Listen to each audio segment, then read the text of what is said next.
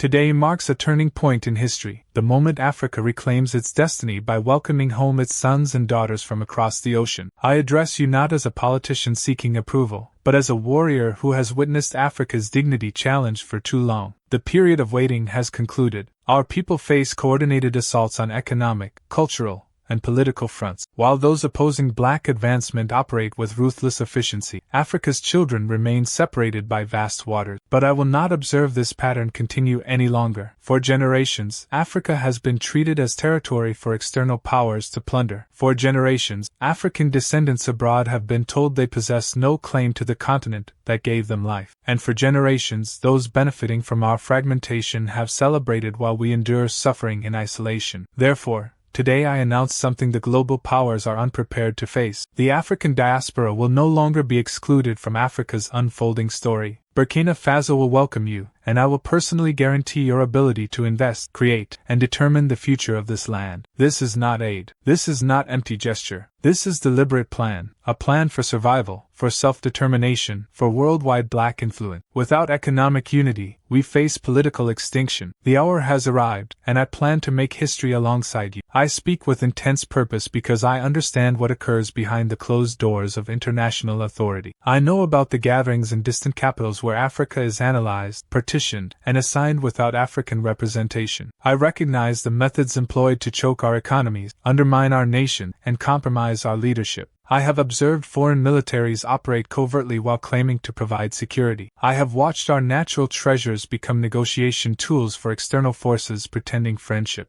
I reject this reality. Africa is besieged not through direct assault but through financial bondage, engineered restrictions, intelligence campaigns, and the systematic installation of compliant administration. They fear Africa's ascent because a powerful Africa endangers the global structure built upon our subjugation. A unified black world would transform international relations, but here is the reality that Western establishments dread most. The African diaspora community holds the crucial component for Africa's emancipation. Your financial capacity, your worldwide impact, your innovation, your intellectual resources, these constitute weapons more powerful than any military, and the opponents of black solidarity understand this perfectly. That explains why they labored for centuries to disconnect you from Africa. That explains why they altered your past, corrupted your heritage, and instructed you to view Africa as disorder rather than your foundation and your potential. But my vision is clear, and I will not permit this separation to persist. Burkina Faso does not extend this invitation from weakness. We invite you because we comprehend that global black influence cannot exist unless Africa and its dispersed children stand upon shared economic ground. When I state Africa is under siege, I am not requesting sympathy. I am providing you the strategic overview. Those who extract from us operate with coordination. They develop policies collectively. They exchange intelligence. They align sanctions. They utilize debt as weapon. Meanwhile, Africans here and abroad remain fragmented. This is the vulnerability I plan to eliminate. I want the world to comprehend this clearly. When members of the diaspora invest in Burkina Faso, it represents more than commerce. It represents resistance. It strikes against neo-colonial domination. It initiates an economic partnership no external force can rupture. And that is precisely why this instant, not later,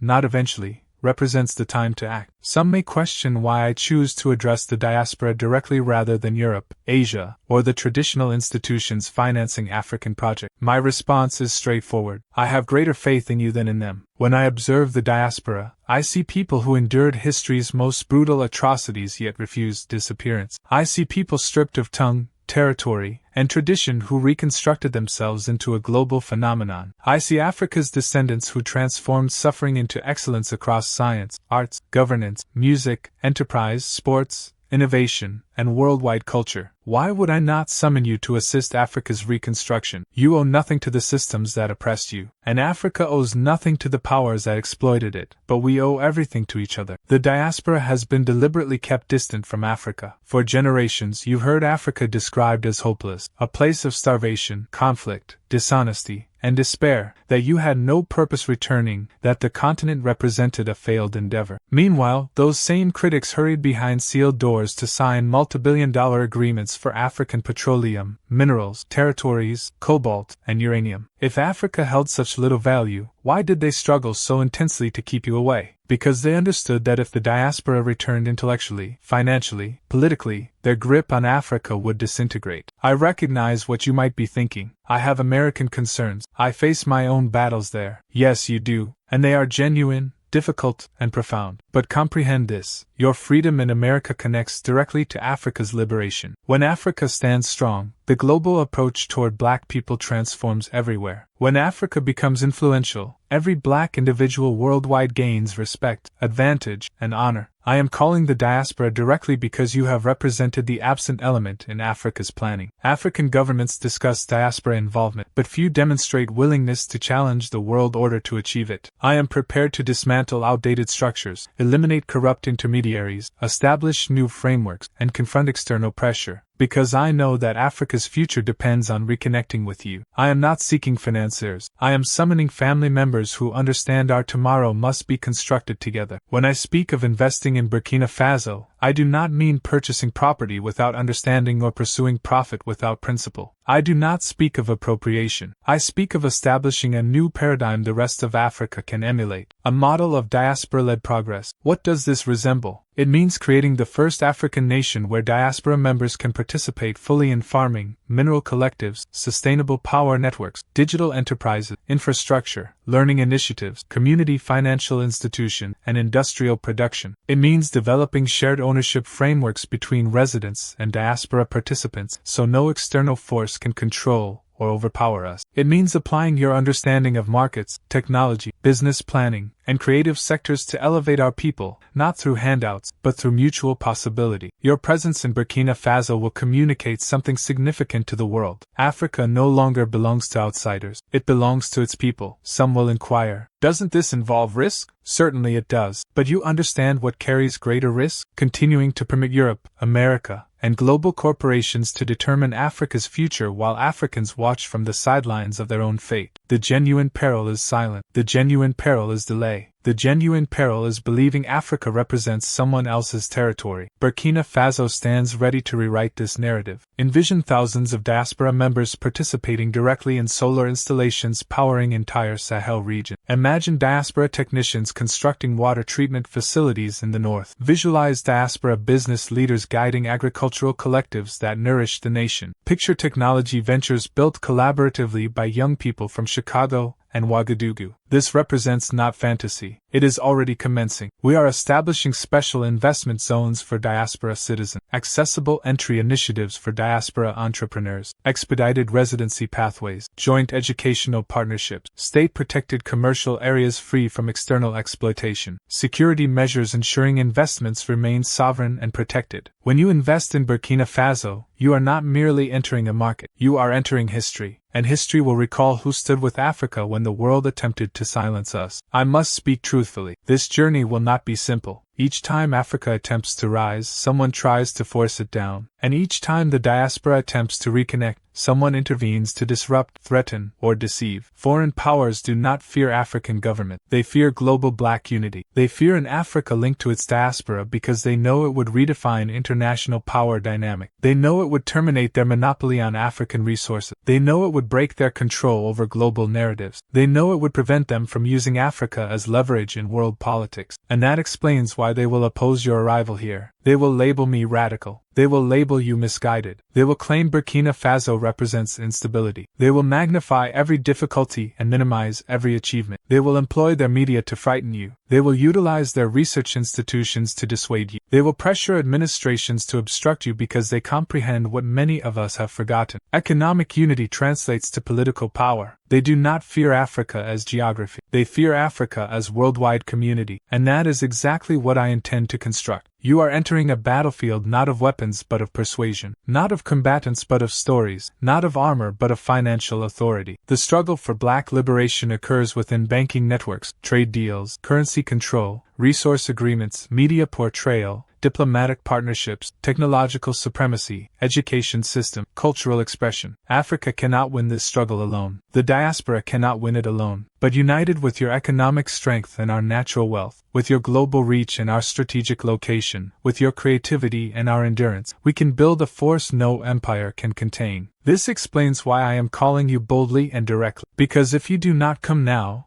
the The world will decide Africa's future without you, and I refuse to allow that occurrence. I know you are not seeking empty words. You want transparency, organization, and a strategy that honors your time, your resources, and your intellect. So here is the framework. The immediate plan for diaspora investment in Burkina Faso includes dedicated investment zones, state-protected economic areas where diaspora investors can establish businesses with guaranteed land access, fiscal advantages, government collaboration, transparent oversight, zero interference from external organizations or corporations. The Diaspora Protection System, a new structure ensuring safety, security, and legal clarity for all diaspora investment, designed specifically to counter foreign interference. Shared ownership collectives, agriculture, energy, mining, and production enterprises co-owned by local populations, diaspora participants, and the state. This approach prevents exploitation and guarantees lasting community benefit. Expedited residency and citizenship routes, not symbolic heritage visits, real integration, real connection, real status, genuine stake in the nation you help build. Diaspora banking and financial access. We are creating Africa's initial financial bridge for the diaspora so you can invest without exploitative intermediaries. Transfer capital effectively through co-owned financial institution. Avoid externally controlled lending system. Education and knowledge exchange centers. Locations where diaspora teachers, researchers, technicians, and business leaders can train Burkinabe youth and construct institutions together. State-supported infrastructure partnerships. Roads, reservoirs, irrigation networks, digital systems, projects the diaspora can co-develop with guaranteed protection. This represents not theory. This represents policy, and I stand behind each declaration. We are not offering you symbolic participation. We are building a platform for the global Black family, and no outsider receives invitation. I want you to grasp the significance of this moment. You are not simply deciding whether to invest in Burkina Faso. You are deciding whether to participate in the most crucial Black renaissance of this century. History observes us. Your ancestors observe you. The same ancestors who survived Middle Passages, enslavement, segregation, imprisonment, and systemic injustice. They endured because they believed the future would differ. But if Africa remains vulnerable and the diaspora remains disconnected, what future do we leave for your children, for our children, for the global Black family? I speak with passion because I know that if Africa and the diaspora fail to unite now, another century of exploitation will follow, another century of dependency, another century of lost potential. Your presence in Burkina Faso will not only elevate us, it will elevate you, because the moment Africa stands economically powerful, every Black person worldwide will stand with greater pride. Foreign powers understand this. That explains why they fear your return. That explains why they fear your investment. That explains why they fear our cooperation. They can control African government. They can intimidate African elites. They can manipulate African resources. But they cannot control millions of diaspora members choosing to invest in their ancestral homeland. That represents a force beyond any empire's reach. So when I call you to Burkina Faso, I am calling you to reclaim what was taken. Not territory, not riches, but unity, identity, respect, power. If you answer this call, you will participate in a transformation that will alter global politics. If you remain observers, Africa's opponents will celebrate your absence. I am not requesting 100 million people. I am requesting the first contingent, those who recognize history when they encounter it. And history stands at your doorstep right now. I want to conclude with absolute clarity. Africa will rise with or without Western consent. Burkina Faso will struggle with or without international backing. But the global Black community will only rise if Africa and its diaspora rise together. I do not fear the threats, the sanctions, the falsehoods, the intimidation, or the political coercion. I fear only one thing, that we miss this opportunity. The world evolves rapidly. New partnerships, new economies, new contests for influence. If the African world does not claim its position now, it will be excluded from the future. I want you to see beyond the news reports and perceive the strategy. This is not about Burkina Faso alone. This is not about me as an individual. This is not about investment as transaction. This is about constructing a global Black power framework that can no longer be dismissed. We possess land, we possess resources, we possess youth, we possess vision. You possess capital. You possess technology, you possess global access, you possess generational talent. But separated, these advantages become insignificant. When we combine them, we become unstoppable. I ask you not as a president, not as a soldier, but as Africa's son to stand with us now, to invest not only in Burkina Faso, but in yourself, your lineage, your past, and your future. Do not wait. Do not hesitate. Do not permit fear or misinformation to prevent you from claiming what rightfully belongs to you. Africa summons you home to build. Burkina Faso opens its gates. And I, Ibrahim Traore, give you my pledge. Those who stand with us now will shape the next era of Black history. Without economic unity, we face political extinction. But what happens when the diaspora finally answers this call? The transformation will be unlike anything the world has witnessed. We've established the first diaspora investment portal, already receiving thousands of applications. The resistance has begun, not with weapons, but with economic determination. And the most powerful part, this is just the beginning of a movement that will spread across the continent. If you want to witness how this historic reunion unfolds, ensure you're following this channel for updates. If this vision of global Black unity resonates with you, please support our message by liking this video and subscribing to Winds of Thought for more content that matters.